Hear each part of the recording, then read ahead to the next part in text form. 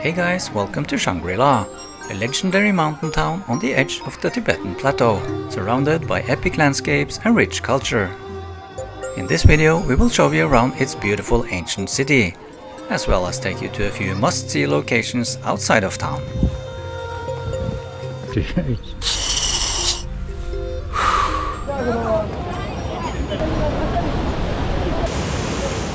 And of course, at the end of the video we will have a little look at the place we stayed during our 3-day visit. So, Shangri-La is located in the upper part of the Yunnan Province, and if you want to travel to these parts of China, you should definitely pair it up with a visit to Lijiang as well, and maybe also Dali, if you have time. We had actually spent a couple of days in Lijiang before we ventured out to Shangri-La, and if you haven't seen my video from Lijiang, do check it out from the link at the end of this video. So, we started our trip to Shangri-La from Lijiang in our very comfortable rented car, with plenty of room for the whole family. How are you guys back there? Good? Are you good? You guys are started. And if you think this is in the middle of nowhere with only bumpy mountain roads, well, you are very wrong. Because there's a very nice 4-lane highway all the way between Lijiang and Shangri-La. So if you decide to travel by road, it should be a comfortable ride, and so also for us. On the road between Lijiang and Shangri-La, there is one must-stop destination, and that is, of course, the Tiger Leaping Gorge. And why is this? Well, this is the place where the massive volumes of water from the Chinsha River is squeezed into a very narrow gorge, named after a tiger that is supposed to have leaped from one side to the other back in the days. And this makes for an unforgettable show of raw natural force. To get down to the gorge itself, we had to take a little detour off the highway. And from a lower point in the valley, we could look up at the highway and also get a little glimpse of China's investments in its infrastructure over the last few decades. The infrastructure towards the parking lot of this place, though, was not the best, as it took us quite a long time to get down there and find a place to park the car. And as with all tourist attractions in China of this magnitude, you first have to get your ticket at the visitor center and then get in line for the bus that will take you down to the attraction itself. And I must admit that this bus ride was a little bit scary, as the drop on one side of the road was just a bit too close.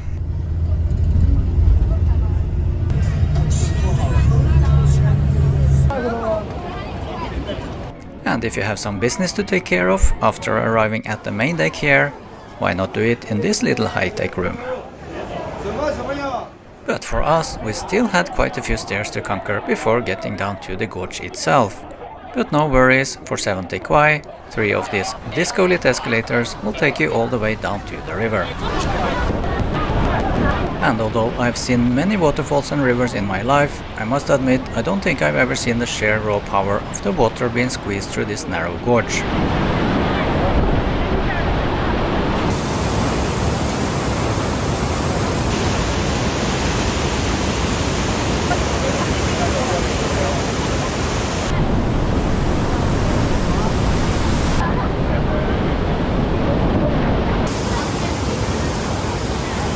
So, after this very interesting short stop at the Tiger Leaping Gorge, it was back on the highway for us for the last stretch towards Shangri-La.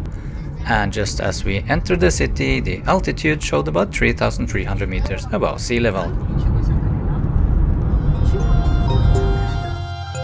The first thing you want to see when you get to Shangri-La is, of course, its beautiful ancient city, which is a bit smaller than the one in Lijiang and located in the southern part of town.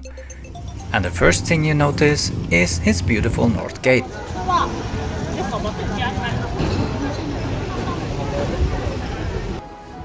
It's really nice just walking around the ancient town. The quiet alleys, traditional wooden buildings, and the great atmosphere make it feel both peaceful and full of character.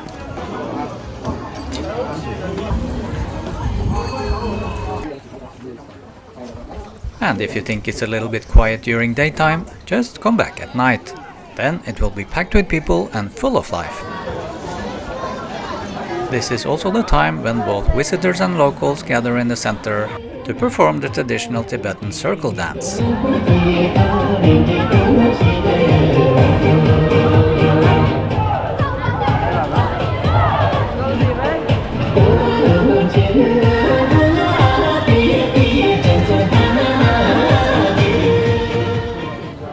Must admit though that we had left our dancing shoes at home, so we went on for some shopping instead.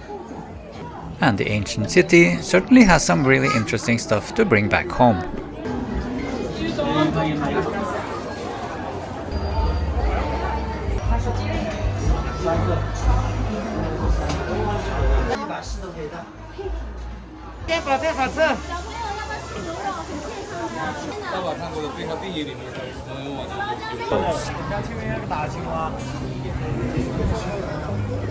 The main square of Shangri-La's ancient town really comes to life at night.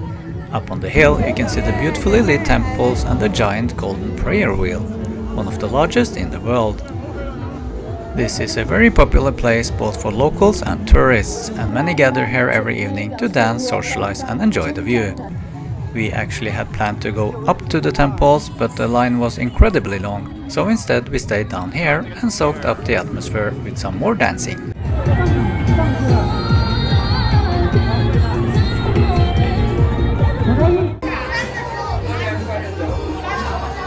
One thing you will notice in Shangri-La, same as in Lijiang, is a lot of people walking around in beautiful local costumes and taking a lot of pictures.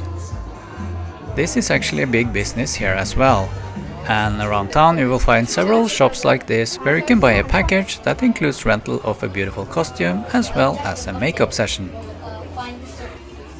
And this is certainly something you will see much more of at the next location we will visit, which is the largest Tibetan Buddhist monastery in Yunnan, the Songzanlin, also sometimes referred to as Little Potala Palace, because it looks a little bit like the Potala Palace in Lhasa in Tibet. The visitor center for Songzanlin is actually inside the city itself. And here as well, it was a little bit difficult to find a parking lot. But after we did, we headed for the visitor center to get our tickets.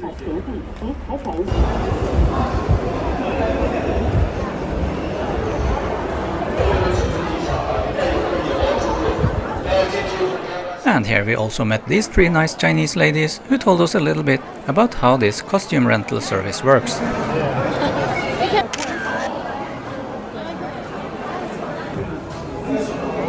And after buying our tickets, it was on to the mandatory line to wait for the bus. And then a short but very bumpy ride up to the monastery.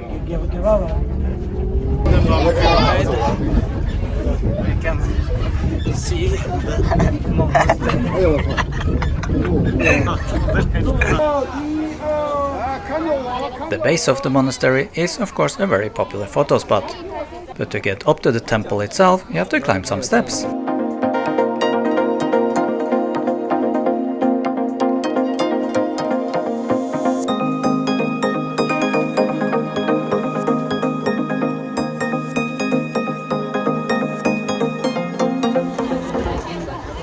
The temple grounds are very beautiful, and I think all the people dressed up in local traditional costumes adds a little bit extra to the atmosphere.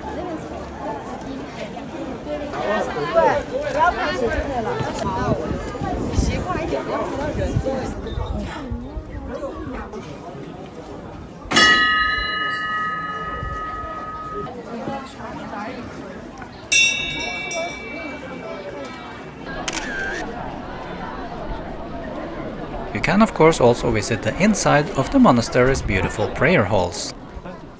I actually visited this main hall at Songzanlin 19 years ago as well, and I still vividly remember the sound of the monks sitting side by side on these benches, chanting their prayers in harmony. It really created a deep and powerful sound that filled the hall and left a lasting impression. Of course back then there wasn't a lot of tourists here, and the atmosphere was completely different.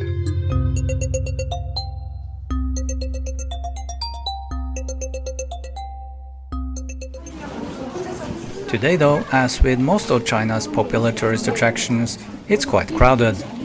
But don't let that discourage you, because they are still well worth seeing. So after a very interesting Buddhist experience and after enjoying the view over the rest of the Songzanlin scenic area, it was time for us to head back down again. Så du sier at jeg hadde rett? So the next day we wanted to get some really fresh air. So we headed for the Potatso National Park, which is only a 40 minutes drive outside of the city.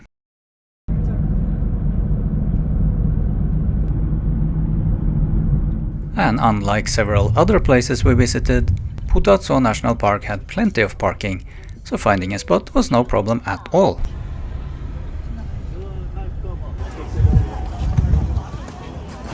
So we're here at the Potatso National Park, and let's check the altitude at my compass. 3,404 meters above sea level.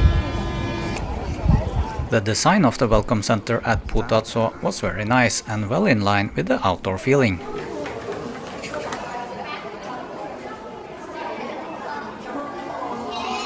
Here you could also fill up with some extra oxygen tanks before heading into the park. And after the mandatory ticket purchase and the line for the bus, it was off towards our final destination.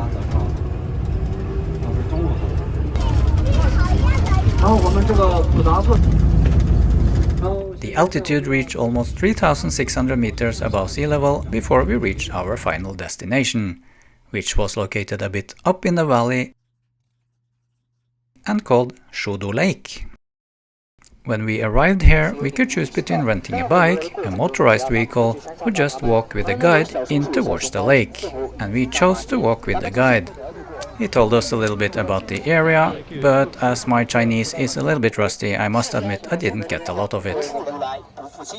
So let's talk a little bit about whether you should use oxygen or not when traveling at these altitudes. I decided not to use it as I didn't want to become dependent on it. I did have a headache a few hours one evening, but after a couple of paracets it went away and I didn't have any other problems. For this guy though, he had been a little bit sick for a few days and it actually helped him quite a lot. So guess it depends a little bit about the shape you're in at the moment, and also on the altitude of course. Anyway, as we approached Shudu Lake, we passed the Tibetan cultural site where people come to leave wishes and prayers. The large wooden post is carved with Tibetan mantras, and the colorful flags and decorations all represents blessings for peace, health and fortune. You can also buy these small bells and plaques, write your wish on it and hang it on the prayer structure.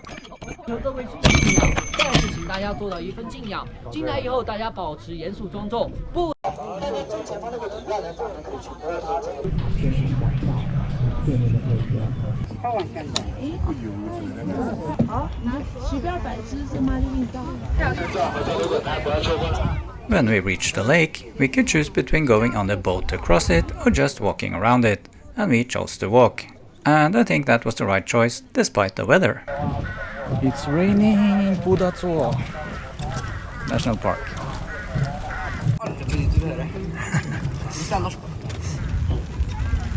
We actually also learned that this place had been part of the Olympic torch relay back in 2008, when Beijing held the Olympic Summer Games.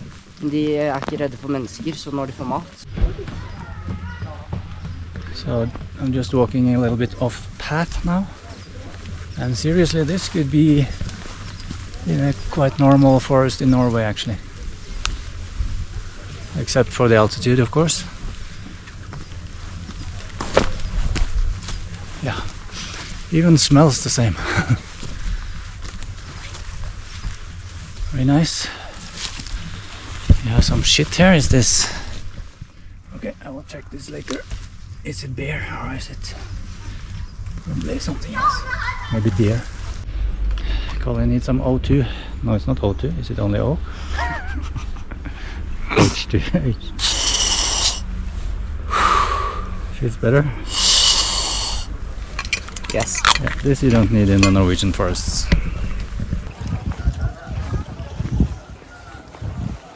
The national park certainly has some really beautiful and interesting nature. But after walking around for a bit at this altitude, you realize that you really need to rest a little bit more than you're used to back at normal altitudes.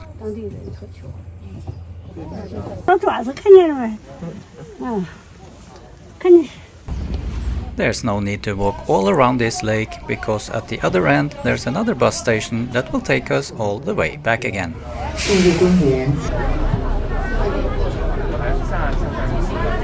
So let's then have a little look at the place we stayed during our 3-day visit. The location was up in the northern part of the city, and I will probably recommend that you stay a little bit closer to the ancient city if possible. We had 3 rooms in the basement of this building. So this is our little room in Shangri-La. Actually it's 2 rooms. One room here, another little room here. This is my place. Normal? We don't really use, but it's here if we want. The place also had a small kitchen that made us a simple traditional Chinese breakfast every morning. So this is a typical Chinese breakfast. Shangri-La. 平常不吃那个什么的鸡蛋，昨天没吃，我昨天有点饿了，后来。 Well, that's all we have from Shangri-La. Let's leave with some more dancing.